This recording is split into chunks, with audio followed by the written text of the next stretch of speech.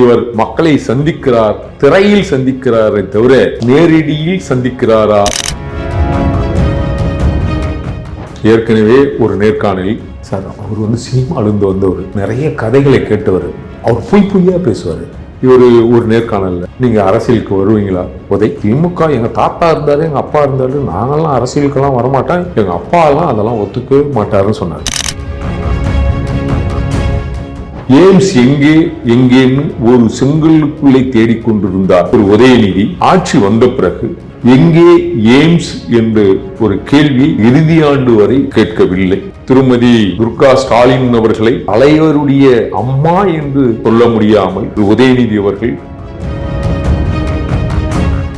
ஒரு தோப்பை வச்சுக்கிட்டு நாங்க கட்சி ஆரம்பித்து விட்டோம், தன்னுடைய கட்சி பேரே பார்க்காம சொல்ல முடியாத இந்த இருவர் மக்களால் புறக்கணிக்கப்பட்ட இவர்கள் புறக்கணிக்கப்பட்டவர்களால் எந்த பாதிப்பும் அதிமுகவுக்கு கூட்டணிக்கு வராது.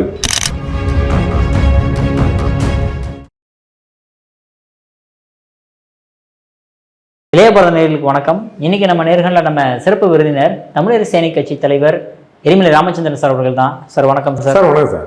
உதயநிதி ஸ்டாலின் அவர்கள் சொல்லும்போது அன்றாடம் மக்களை சந்திக்கக்கூடிய ஒரு சிஎம்மா நம்ம ஸ்டாலின் அவர்கள் மட்டும்தான் இருக்கிறாரு, அவரை பார்த்து கத்துக்குங்க அப்படின்ற மாதிரி திமுகவினரை பார்த்து ஒரு விஷயத்த சொல்றாரு சார். அந்த அளவுக்கு இறங்கி வேலை செய்யறாருல ஸ்டாலின். ஒரு சிலர் அண்ணன் எடப்பாடியார் போன்றவர்கள் களத்தில் சேத்தில் மக்களை தொட்டு கூட்டத்தில் நசுங்கி சந்திப்பார்.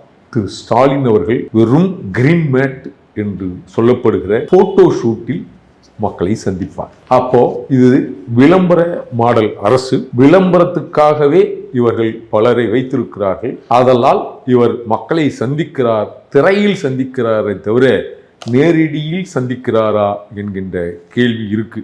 சமீபத்தில் கூட மக்கள் பிரச்சனை என்று விவசாயிகளை பார்க்கிறேன் என்று சொல்லி விவசாய நிலத்தில் சிமெண்ட் ரோடு போட்டு ஷூ போட்டுட்டு போய் மக்களை சந்தித்த, விவசாயிகளை சந்தித்த முதல்வர் எங்கே? சேத்தில் காலை வைத்து சேத்தில் கையை வைத்து நெல் மணிகளை, அழுகி போன நெல் செடிகளை, அழுகி போன நெல் பயிர்களை எடுத்து பார்த்த புரட்சி தமிழர் எங்கே?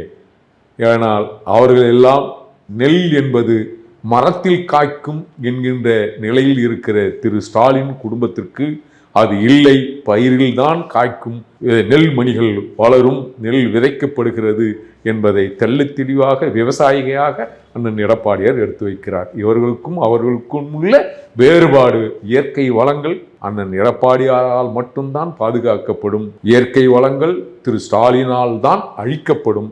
அதனால் வளர்க்கப்படுவதும் காக்கப்படுவதும் அழிக்கப்படுவதும் இருவருக்கும் உண்டான மன பிரிவுகளில் இருக்கு. அதே மாதிரி இன்னொரு விஷயம் சொல்றாரு, அதாவது இந்த நேர்காணல்லாம் முடிச்சுட்டு வந்தோடனே ஸ்டாலின் அவர்கள், அது அப்பா அந்த பக்கம் உட்காந்துருக்கேன், மகன் இந்த பக்கம் உட்காந்துருக்கேன், நேர்காணல்லாம் முடிச்சுட்டு வந்தோடனே கேள்வி எழுப்புது, உங்களுக்கு சீட்டு கிடைக்குமா அப்படின்னு யோசிச்சு சொல்றேன்னு சொல்லியிருக்காங்க அப்படின்ட்டு. அப்புறம் எப்படி சார் அவர் முதலமைச்சர் ஆவார் திரும்ப? ஏற்கனவே ஒரு நேர்காணலில் சார், தப்பா நினைக்கக்கூடாது சார், அவர் சினிமால இருந்து வந்தவர், சினிமால அம்மா நிறைய கதைகளை கேட்டவர், அவர் பொய்யா பேசுவார்.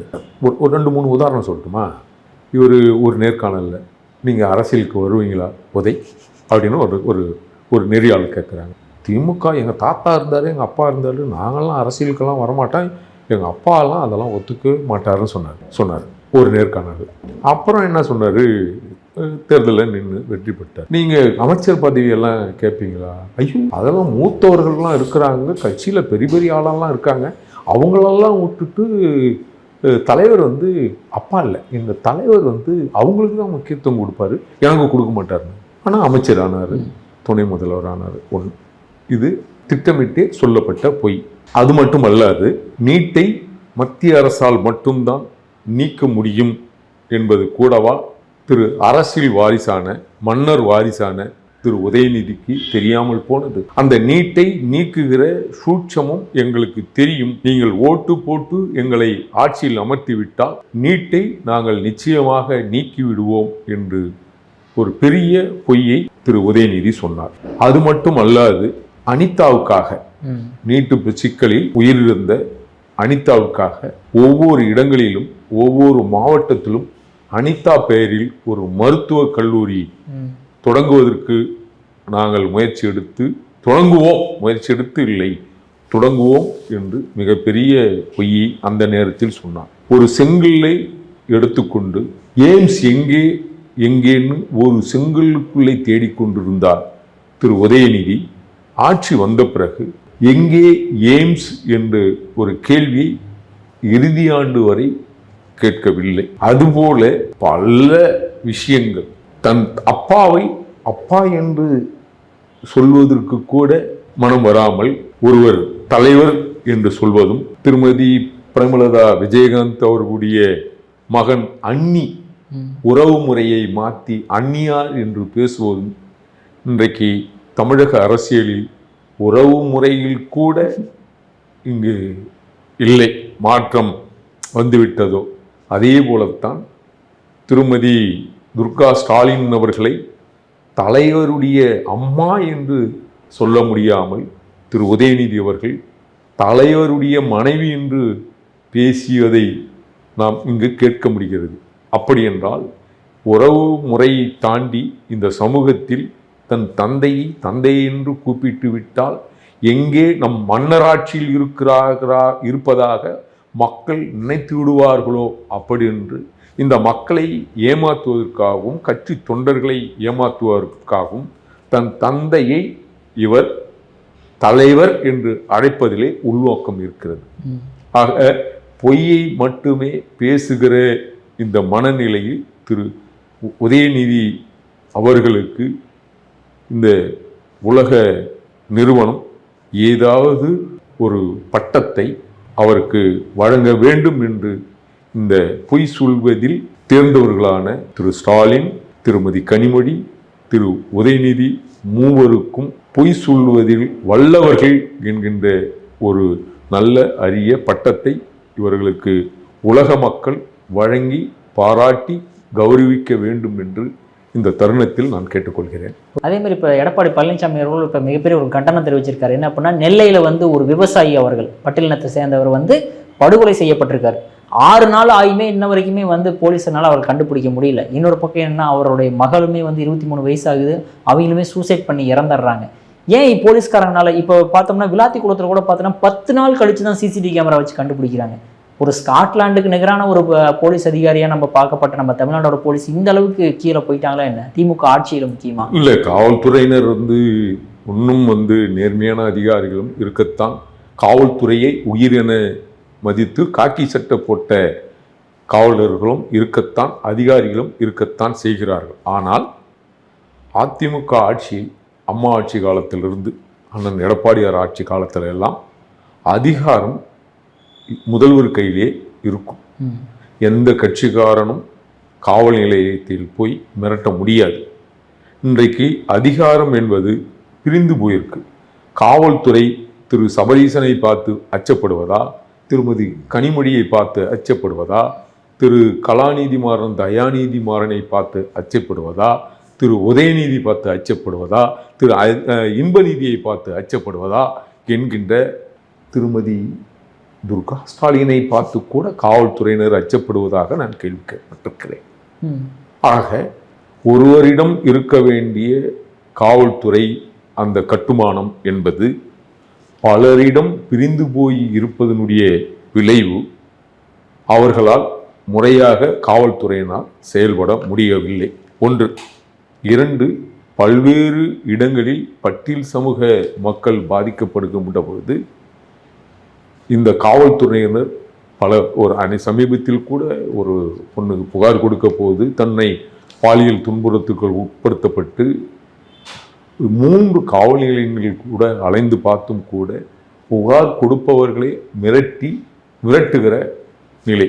ஒரு தந்தை தன் மகளை காணவில்லை என்று புகார் கொடுக்க போகும்போது கூட இதே காவல்துறையினர் உன் பொன் எவனோ கூடையாவது ஓடி போயிருப்பா அப்படின்னு சொல்லி விரட்டி அடித்த கதையெல்லாம் இந்த 5 ஆண்டுகளில் நடந்திருக்கு.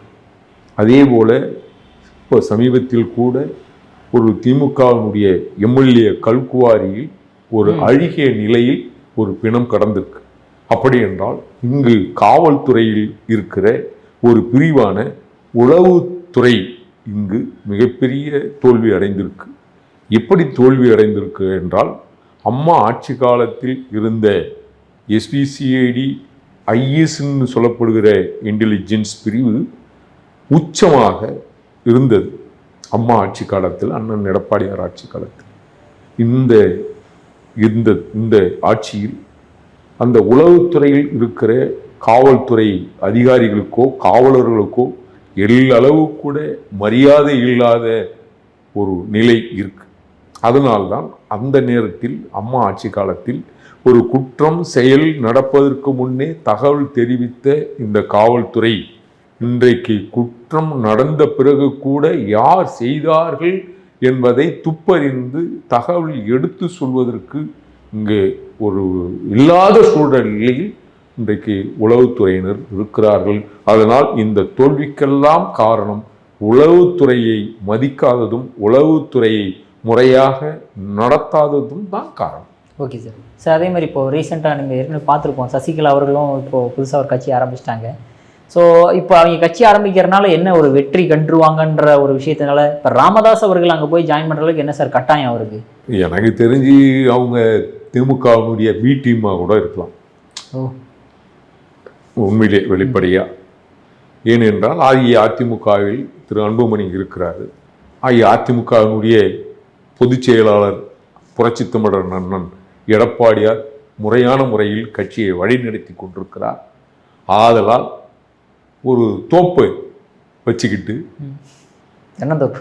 ஆமாம், ஒரு தோப்பை வச்சுக்கிட்டு நாங்கள் கட்சி ஆரம்பித்து விட்டோம். கட்சி பேரே, தன்னுடைய கட்சி பேரே பார்க்காம சொல்ல முடியாத அவர்கள் அந்த இருவர் மக்களால் புறக்கணிக்கப்பட்ட இவர்கள் தலித் அல்லாதோர் பேரவை என்ற ஒரு அமைப்பை நடத்திய திரு ராமதாஸ் அவர்களுடைய முற்பகல் செய்த வினை இன்றைக்கு பிற்பகலில் தானே விளைகிறது, இங்கு விளைந்து கொண்டிருக்கிறது. அதனால் புறக்கணிக்கப்பட்டவர்களால் எந்த பாதிப்பும் அதிமுகவுக்கு கூட்டணிக்கு வரார்கள். அவர்கள் ஒதுங்கியவர்கள் தான். அவர்களால் எந்த பாதிப்பும் இந்த சமூகத்துக்கு வராது. அவர்கள் எந்த சமூக பின்னணியில் இருந்தார்களோ அந்த சமூக பின்னணியில் அஇஅதிமுகவில் இருக்கிறார்கள் என்பதை அந்த தோப்பு சின்னத்தை வைத்திருப்பவர்கள் நன்கு அறிய வேண்டும். இன்னொன்று, குடும்ப சிக்கலை பொதுவெளியில் ஊர் சிக்கலாக கட்சி சிக்கலாக மாற்றிக்கொண்டிருக்கிற அந்த தலைவர் கூட 2 தோட்டமும் இங்கு செல்லுபடி ஆகாது. அது தைலாபுரம் தோட்டமாக இருந்தாலும் சரி, தென்னந்தோப்பு கூட்டமாக இருந்தாலும் சரி, எதுவும் தமிழ்நாட்டில் செல்லுபடி ஆகாது. இவர்கள் உண்மையிலேயே திமுகவின் பீதியமாக தான் இருப்பாங்கன்னு நான் சந்தேகிக்கிறேன். Okay sir. அதே மாதிரி இப்போ ஓபிஎஸ் அவர்கள் இப்போ வந்து எந்த அளவுக்கு முட்டு கொடுக்குறதுன்னு தெரியாமல் அமெரிக்காவையே கண்டு பயப்படாதவர் நம்ம ஸ்டாலின் அவர்கள் அதிமுகவை கண்டு பயப்பட்டுருவாரா அப்படின்ற அளவுக்கு பேசுகிற அளவுக்கு ஆயிட்டாரு சார். இல்லை, திரு ஓபிஎஸ் அவர்கள் திரு ஸ்டாலின் அவர்களுடைய மேடை பேச்சில் ஸ்டாலின் அவர்களுடைய கையை பார்த்திருக்கிறாரா இல்லையா என்கின்ற ஒரு கேள்வி நமக்கு இருக்கு. மேடையில் பேசுகின்ற பொழுது திரு ஸ்டாலின் அவர்களுடைய கை நடுக்கம் எடுக்கும் என்பதற்கு கூட இப்போ இணைந்திருக்கிற திரு ஓபிஎஸ் என்கின்ற துவாகூர் தர்மயுத்த போராளி, அவர் இங்கிருந்து அங்கே போயிருக்கார்ல. அப்போ இங்கு ஒரு விஷயத்தை நம்ம தெளிவுபடுத்த வேண்டும். இன்றைக்கு ஒரு முன்னாள் முதல்வர் ஒரு நேர்காணலில் போய் அமர்ந்து கெஞ்சுகிற நிலை இருக்கிறது என்று சொன்னால் அது உண்மையிலேயே அஇஅதிமுக அலுவலகத்தை ஒரு கோயிலாக 2.5 கோடி தொண்டர்கள் மதித்த புரட்சி தலைவருடைய எம்ஜிஆருடைய ஆன்மா இருக்கிற அம்மா அமர்ந்த அந்த அலுவலகத்தை என்றைக்கு அடித்து உடைத்து அதில் இருந்த ஆவணங்களை திரு ஓபிஎஸ் எடுத்துட்டு போனாரோ அதனுடைய பலனை இன்றைக்கு திமுகவில் சேர்ந்து அனுபவிக்கிறார். அது மட்டுமல்லாது ஒரு முதல்வருடைய மகன் திரு ஓபிஎஸ் அவர்களுடைய மகன் அந்த நேர்காணலில் கேள்விக்குறி போல் குனிந்திருந்த புகைப்படத்தை காண முடிந்தது. அப்படி என்றால் அங்கே தமிழர்கள் குனிந்து நிற்கிற ஒரு நிலையிலும் திரு உதயநிதி நின்று பேசிய நிலை, 2 பேரும் முதலமைச்சருடைய மகன்தான். இருந்தாலும் ஒரு முதலமைச்சருடைய மகன் நின்று பேசுகிறார், இன்னொரு முதலமைச்சருடைய மகன் கேள்விக்குறி போல் குனிந்து பேசுகிறார் என்றால் இங்கு ஜனநாயகமும் சமத்துவமும் சகோதரத்துவம் இங்கு இருக்கிறதா? திமுகவில் வீணா போன கட்சியில் போய் சேர்ந்திருக்கிறது என்பது திமுக கட்சியில் உண்மையிலேயே திருமதி கனிமொழியும் உதயநிதியும் திரு ஸ்டாலினையும் தவிர்த்து அந்த கட்சியில் ஒரு ஆள் கூட திமுககாரர்கள் இல்லை.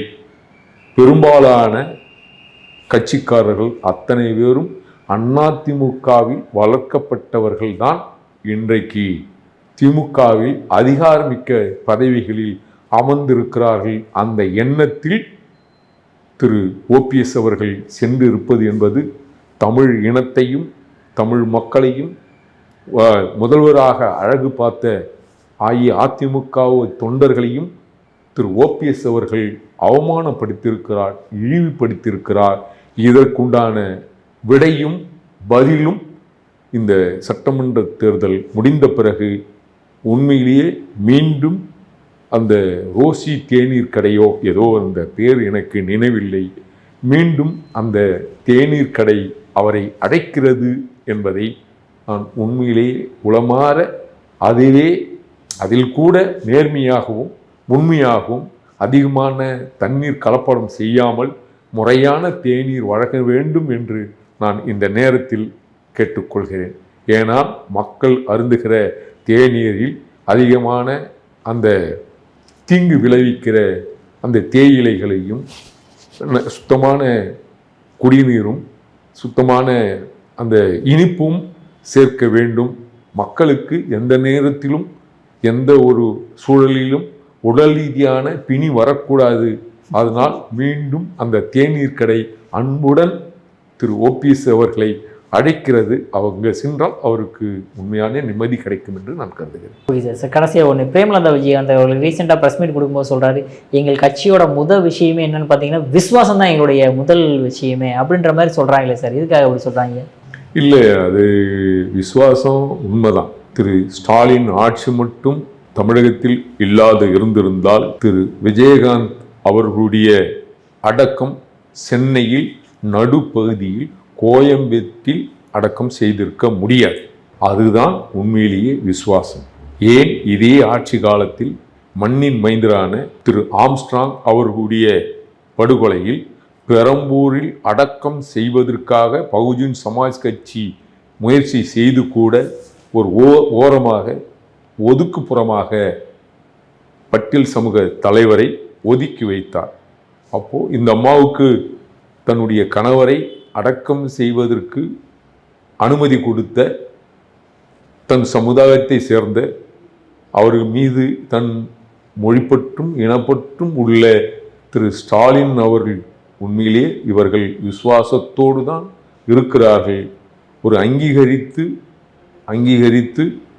இவ்வளோ நாள் அங்கீகரித்தில் இத்தனை ஆண்டு காலம் எதிர்நிலையில் பேசி வந்த பேச்சுக்கள் கூட என்னை கேட்டால் திரு ஸ்டாலின் சொல்லிதான் இவர்கள் விசுவாசத்தின் அடிப்படையில் தான் பொய்யான பேச்சை மக்களை ஏமாற்றுவதற்குத்தான் திமுகவை எதிர்ப்பது போல் நடித்திருக்கிறார்கள் என்ற எண்ணம் எமக்கு தோன்றுகிறது. உண்மையிலே இவர்கள் எப்பொழுதும் திமுகவினுடைய விசுவாசி தானே தவிர ஒரு காலத்திலும் மக்களுடைய விசுவாசத்தை பெறுகிற ஒரு கட்சியாக ஒரு தலைவராக திருமதி பிரேமலதா விஜயகாந்த் இருக்க மாட்டார்கள். உண்மையிலேயே மக்களை நேசித்த திரு விஜயகாந்த் அவர்களை இந்த பிரேமலதா விஜயகாந்த் அவர்கள் துரோகம் இழைத்து விட்டார்கள். அந்த ஆன்மா எக்காலத்திலும் திருமதி பிரேமலதா விஜயகாந்த் அவர்களை மன்னிக்காது என்றே நான் நினைக்கிறேன். Okay sir. சார், உங்கள் அற்புதமான கருத்தில் இளையபெருடம் பார்த்ததற்கு மிக்க நன்றி சார்.